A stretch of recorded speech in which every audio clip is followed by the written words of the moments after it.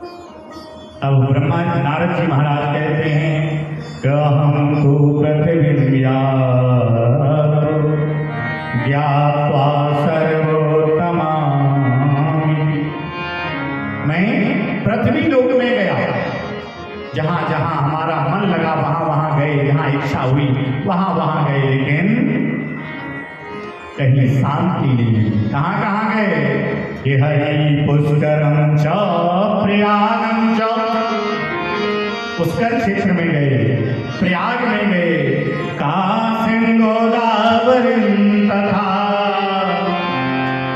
काशी वाराणसी गए, गोदावरी गए, हरि क्षेत्रम कुरुक्षेत्रम श्रीरंगम सेतुबंधनम, लेकिन एवं आवेशु तीर्थेषु ब्रह्मांडतस्तथा, सभी तीर्थों में गए, लेकिन कि ना पश्यम कुत्रचित् शर्मा मना संतोषकार, कहीं भी मन को शांति नहीं मिली। कभी कभी जब हम दुखित होते हैं ना, तो अनंत स्थानों पर जाते हैं, कभी बगीचे में जाते हैं, कभी मंदिर में बैठ जाते हैं, कभी एकांत में जाकर के बैठ जाते हैं ताकि कहीं तो शांति मिले। लेकिन नारद जी को कहीं संतोष नहीं मिला। क्यों? कि करुणाधर मित्रेण धैर्यं वाधिका, क्या होने लगा? आज पुत्र को बेच दिया जाता है, पुत्री को बेच दिया जाता है। ऐसे महाराज देखने वाले आए, देखो हमारे पुत्र ने डॉक्टरी पढ़ी है, 10 लाख खर्च हुए हैं, और अभी वहां वाले आए थे तो 20 लाख बोल गए। क्या है? बेचने ही तो है। जब विवाह कर दिया तो लड़की भी कहती है कि अब छोरा तुम्हारो नायरो, छोरा हमारो है। हाँ, क्यों? हम ट्रक भर के लाए थे, तो धन दे करके, धन लेकर के हमने विवाह किया पुत्र का, तब भी पाप है। और कन्या को भी धन लेकर के बेच दिया। हम लोग तो दहेज देते हैं, दहेज ना लेना चाहिए ना देना चाहिए है? लेकिन महाराज मानते ही नहीं, क्योंकि इतना खर्च हो जाता है। अब वो खर्च कौन चुकाएगा? लड़की वाले चुकाएंगे ना। बोलो राधे राधे। महाराज मानो जैसे बिल बना लेते हो कि जन्म से लेकर के पढ़ाई में कितना खर्च हुआ, इतना हम लड़की वाले से ही लेंगे। जबकि एक बात बता दें, कन्या का पिता इतना देता है जितना उसकी सामर्थ्य नहीं हुई, फिर भी, और जितना मिलना है उतना ही मिलेगा, चाहे मांगो या ना मांगो। लेकिन हम मांगने के बाद गलत हो जाते, बदनाम हो जाता। कहीं कहीं तो कन्याओं को भी बेचने लगे, धन लेकर के कन्या का दान करने लगे, जबकि सबसे बड़ा दान है कन्यादान। और कन्यादान करके हम पुण्य को अर्जन करते हैं, और जब धन दे करके कन्या ले बेच देते अब पाप लग जाता है। इसलिए चाहे पुत्र का विवाह करो या पुत्री का विवाह करो, कुछ दान तो दे दो, लेकिन लेने का प्रयास मत करो। यही कलयुग में होने लगा है कि तपसी धनवंत दरिद्र ग्रही। तपस्वी कैसे हो गए? साधु संत हो गए पैसे वाले। साधु संत कैसे हो गए? पैसे वाले हो गए।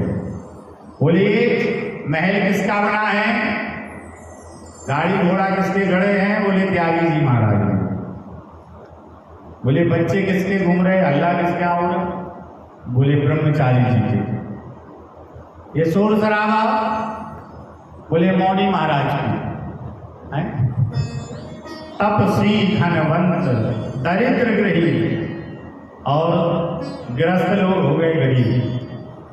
इकल कौतुक तात न जात कही, ये कलयुग का प्रभाव है। शब्द भी कम पड़ जाएंगे कलयुग की गणना करते करते। तरुणी प्रभुता श्याल को बुद्धिदायका। अब किसकी चलने लगी? घर में नई बहू की चलने लगी। माता पिता को सब भूल जाते, भाई को भूल जाते। लेकिन मैया बुरा मत मानना, एक बात कहें, एक पुत्र जब कमाता है तो वो सारे परिवार की चिंता करता है। लेकिन जब माताएं कमा के लाती हैं तो कहती ये धन हमारा है। कुछ ही है जो 1-8% परिवार का विचार करें। हाँ, मंच से कहना अच्छा नहीं लगता, लेकिन ये सत्य है। जिनके घरों में केवल स्त्रियां कमाती हैं वो अपना सोचती हैं, लेकिन पुत्र कमाता है वो आपका और अपना और परिवार का सबका सोच के चलता है। तरुणी प्रभुता के हर घर में नई बहू की चलने चलाओ, लेकिन यदि हम बड़ों का आशीर्वाद लेकर के चलाएं, चलाना हमको ही है, घर चलाना है। यदि बड़े बूढ़ों से केवल पूछ लिया जाए तो क्या रहेगा? उनकी भी मन की हो जाएगी और हमारे मन की तो है। बोले घर घर में नई बहुओं की चलने लगी, उससे हुआ क्या है? माता पिता वृद्धाश्रम में पहुंच गए, अनाथालय में पहुंच गए। सोचो, आज हम अपने सास ससुर को अनाथालय में पहुंचा देंगे तो आपके माता पिता कहाँ जाएंगे? आपके भी तो माता पिता को आपकी भाभी जी अनाथालय भेज देंगे। प्रयास करो कि हम अपने सास ससुर की सेवा करें तो हमारे भी माता पिता की कोई सेवा करेगा। हो सकता है हम माता पिता की सेवा ना करें, वहां जाकर के भी हमारे माता पिता कष्ट में हो, क्योंकि कुछ चीजें देखने से आती हैं, कहने से नहीं आती। एक पुत्र ने देखा कि माताजी दादी को नारियल की जो नरेटी होती है उसमें भोजन देती थी, फूटे मिट्टी के बर्तन में भोजन देती थी, और जब दादी मृत्यु को प्राप्त हो गई, बहू ने लेकर के फेंक दिए, बच्चा लेकर के आया, साफ करके धुल के रख दिए। बोले बेटा ये क्या कर रहे हो? बोले माँ, जब आप वृद्ध हो जाओगे ना तो इसी में भोजन देंगे आप। और अगर हम माता पिता को जितना प्रेम से सेवा करेंगे उतने ही संस्कार बच्चों में आएंगे। अब हम बच्चों से तो कहते हैं कि बेटा प्रातः काल उठकर रघुनाथा, मात पिता गुरु नावई माथा, और स्वयं उठे महाराज सूट बूट पहन करके पिताजी बैठे हुए हैं।